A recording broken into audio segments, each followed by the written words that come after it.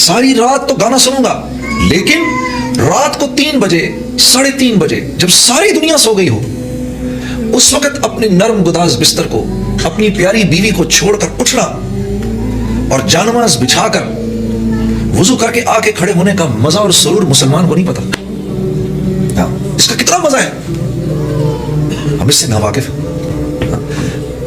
तो फिर क्यों रोते हो जब जिंदगी में सुकून नहीं मिलता? सुकून, चैन, इत्मीनान किसके हाथ में है?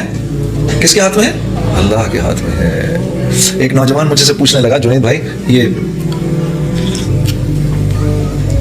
जरा गौर से सुनिएगा इस बात को। उस नौजवान के उस सवाल ने मुझे सोचने पे मजबूर कर दिया। उसने कहा, ये आप इतने जो सफर करते हैं रोजाना, हर रोज एक नए बिस्तर पे सो रहे हैं, आपको नींद आ जाती है? मैं झटके से, मुझे ऐसे झटका लगा उसकी बात सुन के। मैंने कहा, मेरे प्यारे, नींद का ताल्लुक नरम बिस्तर से नहीं है। नींद का ताल्लुक नरम बिस्तर से नहीं है। नींद का ताल्लुक तो कल्ब के सुकून, चैन और इत्मीनान से है। ये नरम बिस्तर एक पुरसुकून नींद की शक्ल है, शक्ल, लेकिन ये पुरसुकून नींद दे नहीं सकता। ये बड़ा घर, खूबसूरत सा महलनुमा घर, ये एक कामयाब जिंदगी की शक्ल है, लेकिन कामयाब जिंदगी से इसका कोई ताल्लुक नहीं है।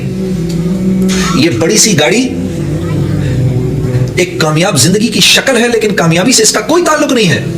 ये माल एक कामयाब जिंदगी की शक्ल है सिर्फ, कामयाबी से इसका कोई ताल्लुक नहीं है।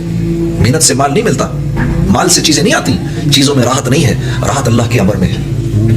हाँ, एक बाप है, उसके 10 बेटे हैं, 10 के 10 फर्माबरदार हैं, तो वो अपनी झोपड़ी में जन्नत के अंदर है। और एक आदमी है, उसकी एक बेटी है लेकिन नागिन है, तो वो महल के अंदर, दोज़ख के अंदर है। ये टोरंटो का शहर है। इसी टोरंटो के शहर के अंदर मुझे आज भी याद है 1992 की वो किस्सा, वो आज भी मेरी आंखों के सामने घूम रहा है। हम यहाँ पर शो कर रहे थे,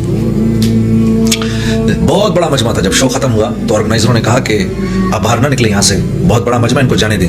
तो मजमे के निकलते निकलते रात के 2:30 बज गए। तो हम जब यहाँ से बाहर निकले तो गाड़ी के अंदर जाके बैठने लगे, एक जवान लड़की दौड़ती हुई आई। मैंने आप लोगों के साथ जाना है। अब हम रहने वाले तो पिंडी के थे सारे, हाँ, हमारे लिए तो कराची भी न्यूयॉर्क सिटी था, हाँ, तो टोरंटो तो सोचो क्या होगा हमारे लिए।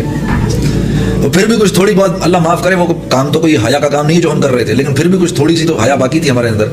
हम एक दूसरे की शक्ल देखने लगे। उस लड़की को देखकर हमने कहा, तुमने कहाँ जाना है हमारे साथ भाई? हम तो अपने होटल जा रहे हैं। कहती नहीं, तुम होटल तक चले जाओ, मुझे होटल तक ले जाओ, फिर मैं वहां से घर चली जाऊंगी। तो हमने कहा, तो तुम्हारा बाप? कहती है, no don't worry about it, I just turned 18 a week ago. तो हमने कहा, फिर क्या हुआ? हमें पता नहीं था 18 टर्न होने का क्या मतलब है। हमने कहा, फिर उससे क्या फर्क पड़ता है? कहा, वो कहने लगी, last week when I turned 18 I went to the night club, I came back at 4:30 in the morning, my father didn't open up the door, I just called the police, so there is no problem. अब यकीन करो, ये पूरा का पूरा वाकया मुझे आज तक याद है। 16 साल इस वाकये को हो गए, 17 साल इस वाकये को हो गए हैं। उस लड़की की एक एक बात मुझे अभी तक याद है। और मैं सिर्फ ये सोच रहा था, सिर्फ इतना सोच रहा था कि अगर मेरी बहन ये करे तो मेरे बाप का क्या हशर हो, और अब ये सोचता हूं अगर मेरी बेटी ये करे तो मेरा क्या हशर हो।